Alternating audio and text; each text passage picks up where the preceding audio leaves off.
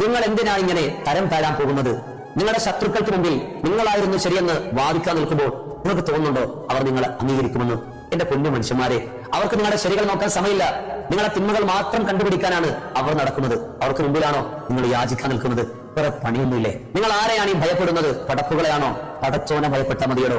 അല്ലാഹു സുബ്ഹാനഹു വ തആല നിങ്ങളെ തകർക്കാൻ ഉദ്ദേശിച്ചാൽ മാത്രമേ നിങ്ങൾ തകരൂ. അല്ലാതെ ഈ പ്രപഞ്ചത്തിലെ ഒരു തമ്പുരാനെ കൊണ്ടും നിങ്ങളുടെ രോമത്തിൽ പോലും തൊടാൻ കഴിയില്ല. അള്ളാഹു നിങ്ങളെ ഉയർത്താൻ ശ്രമിച്ചാൽ ആരെ കൊണ്ടും അത് തടയാനും കഴിയില്ല. പിന്നെ എന്തിനാണ് നിങ്ങൾ ബേജാറാകുന്നത്? പോയി പണി നോക്കാൻ പറയുന്നവരോടൊക്കെ ഇതൊക്കെ കണ്ട് കരയാനെന്ന ആയുഷ്കാലം നിങ്ങൾ കരയേണ്ടി വരും. നിങ്ങൾ കരയുമെന്നറിഞ്ഞാൽ, നിങ്ങൾ തകരുമെന്നറിഞ്ഞാൽ ഇവർ പിന്നെയും ഇത് ആവർത്തിച്ചുകൊണ്ടേയിരിക്കും. നിങ്ങളെയൊന്നും മൈൻഡ് ചെയ്യുന്നില്ല. ഇതിനൊന്നും ഒരു പുല്ലുവിലയും നിങ്ങൾ കൽപ്പിക്കുന്നില്ലെന്ന് മനസ്സിലായാൽ ഈ പറയാമെന്ന പക്തി താഴ്ത്തിയിട്ട് ആ വഴിക്ക് അവരങ്ങ് പൊയ്ക്കോളും. ശ്രദ്ധിക്കാൻ ആളുണ്ടെങ്കിൽ മാത്രമേ ഇങ്ങനെയുള്ളവർ പിന്നാലെ. നിങ്ങൾ എന്തിനാണ് ഇങ്ങനെ തരം താഴാൻ പോകുന്നത്? നിങ്ങളുടെ ശത്രുക്കൾക്ക് മുമ്പിൽ നിങ്ങളായിരുന്നു ശരിയെന്ന് വാദിക്കാൻ നിൽക്കുമ്പോൾ നിങ്ങൾക്ക് തോന്നുന്നുണ്ടോ